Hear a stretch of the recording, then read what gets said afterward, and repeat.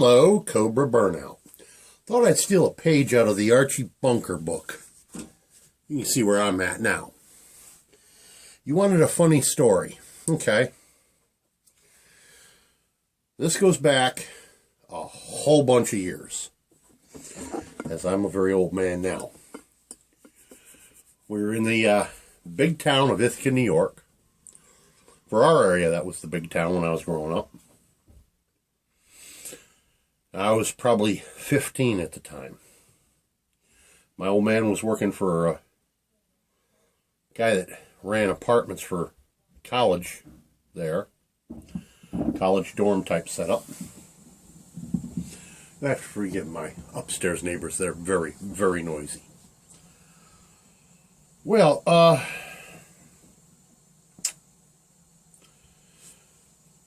so my dad and I got separated on the jobs.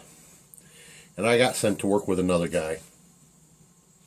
And that afternoon, we were supposed to meet up at a place called the Union Hall Tavern. At the Octopus, it's called.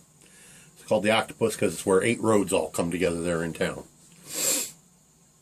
Well, there was a barmaid working there. And I and this other guy that I was sent to work with, his name was Tiny. 7 foot, 5 or 6. Probably weighed 500 pounds, a black man. The only thing tiny about this fellow was his voice. Well, we're sitting there waiting for my old man to show up, and the barmaid's working behind the counter, and I'm drinking 7-Up. And we noticed that the rack right in front of us, above the bar, has these specialty glasses. And these 3 girls down at the end of the bar are ordering this drink that requires that glass. Now, the barmaid's wearing a cut-off t-shirt. So she comes over to get the glasses down, and of course her shirt rises up, and being the young man I was at the time, my eyes went, ugh. Because the shirt came right up and showed her nips.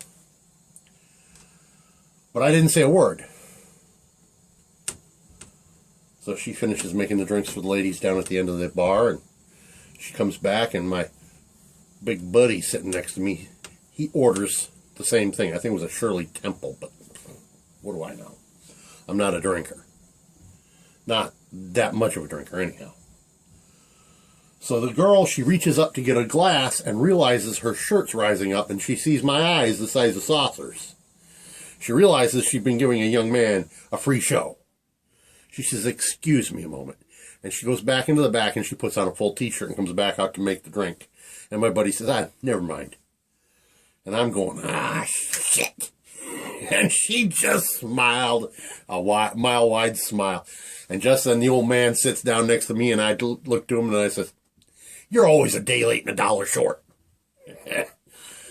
Well, there you go. You wanted a drinking story. Now you got one. Zembrato of Embrato Smithing and Woodcraft. Doing my best to smith something else. Peace out.